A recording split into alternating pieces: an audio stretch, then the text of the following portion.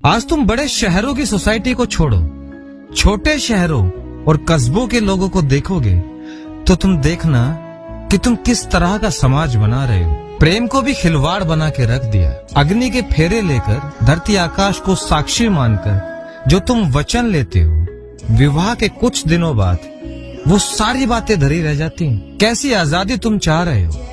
मैं देख रहा हूं कि अगर तुम्हारा मन नहीं मिल रहा, कोई दूसरा तुम्हारे अपने से अच्छा दिखने में हो, उससे अच्छा बोलने में हो, तो तुम उस तरफ आकर्षित होने लगते हो और फिर तुम बोलते हो कि प्रेम तो आजाद होता है। अगर यही सत्य है तो फिर एक जन्म तो क्या, 1000 जन्मों तक भी तलाश खत्म नहीं होगी। क्योंकि कोई दूसरा अगर अच्छा दिखने में है या बोलने में है तो वो सिर्फ एक है, फिर उससे अच्छा दिखने बोलने वाला कोई और होगा, फिर उसके बाद भी कोई और होगा, और ये श्रृंखला कभी खत्म नहीं होती।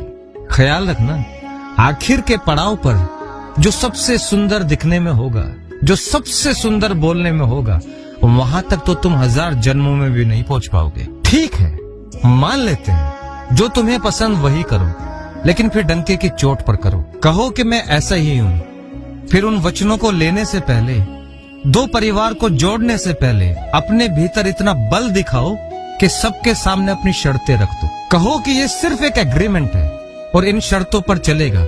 अगर ब्रीच ऑफ कॉन्ट्रैक्ट हुआ तो हम अपने अपने रास्ते, हमें जो इंडिविजुअल पसंद होगा हम सिर्फ वही करेंगे, कोई नहीं रोकेगा तुम्हें।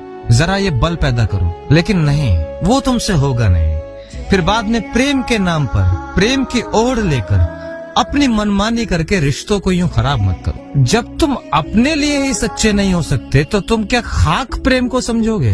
रिश्ते हैं तो छोटे मोटे झगड़े, नोक झोंक, मन मुटाव, मतभेद, ये सब होंगे, तभी तो रिश्ते हैं, वरना तुम अकेले ना होते। अकेले तुमसे रहा जाता नहीं, और रिश्ते ऐसे निभाते हो जैसे अकेले ही रहना पसंद करते हो। तुम्हें तो ऐसा भी लगता है कि जब सुहाना मौसम हो, सूरज बादलों में छिप गया हो, ठंडी ठंडी हवाएं चल रही हो, बारिश की बौछारें आ रही हो, तो सोचते हो कि काश हमेशा के लिए ऐसा मौसम बना रहे। जब मौसम एक सा नहीं रहेगा तो रिश्ते में हमेशा समय एक जैसा कैसे रह पाएगा।